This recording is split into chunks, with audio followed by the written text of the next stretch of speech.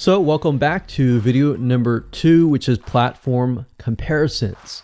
And the reason why this is so important is because the problem and the reason why most people fail at specific social platforms is they enter that platform thinking that they can use what they do on Facebook on Instagram, or what they do on YouTube on Instagram. But the reality is that you are entering a totally different culture. So imagine entering a totally different culture and trying to do something that works in a different culture. That's not going to work, right? So you need to know the differences, and you need to make sure that you're in the right mindset before you actually move in. So did you know that there's a big difference between Facebook, YouTube, and Instagram? Well, let's talk about that. So knowing how they behave, how users behave, how they expect you to behave, and their expectations of you are important. All right. So that increases your sales, your success rate on all that. So this is where it's easy to fail as often. We enter a specific culture, like I said, that has certain expectations, and not following these rules just gets you avoided or seen as a spammer. So you do not want to be seen as a spammer or be seen as an outsider. You want to be seen like you are part of the culture. All right. So that's what I'm trying to get at here. So let's talk about the differences. YouTube, people go here to learn how to do something. So you got a lot of DIYers, or people who like to do things themselves. Like, say for example, you break something on your wall, you need to learn how to patch it up. You go on YouTube, you learn how to do things. Plus, people go there to kind of de-stress. They like to watch entertaining videos.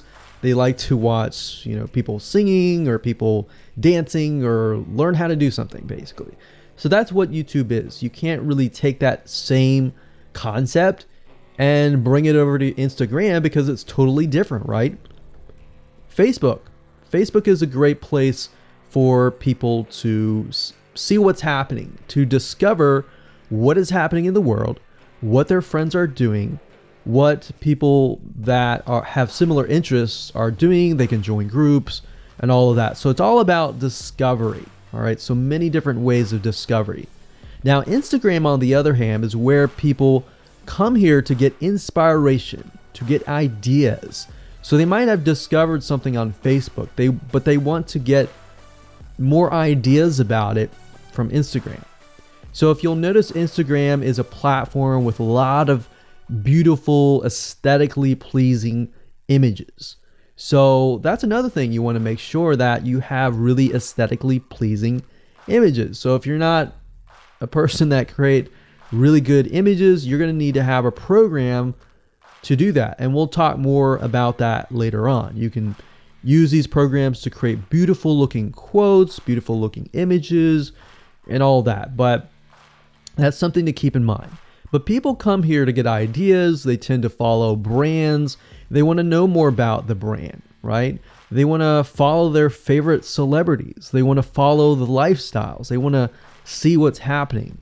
So I'll give you some examples and concrete situations that you can actually get a better idea of how all of this works. But really, what I'm trying to set you up for is success, and set you up for the right mindset so that you move in and you're able to close more sales, close more leads, generate more followers and fans. And that's the whole goal at the end of the day. Now, Instagram and Facebook have very different audiences. Now, you'll notice now that Facebook has bought out Instagram, but they still have very totally different audiences. Something that works on Facebook may not work on Instagram. So just keep that in mind. Different platforms, even though something works there, doesn't necessarily mean it's going to work at Instagram. And I'm going to show you how to make sure that you get things working and all that. Now, like I said, you'll notice that Instagram has a lot of aesthetically pleasing photos, so you'll need to make sure that you focus on that, and make sure that you show that your company, your brand, and all that looks really, really nice and appealing. Now, here's a little tip. on your Instagram profile, when people go to the Instagram profile, they're going to see about a few images. And people will normally judge you based on the first 9 photos in your profile.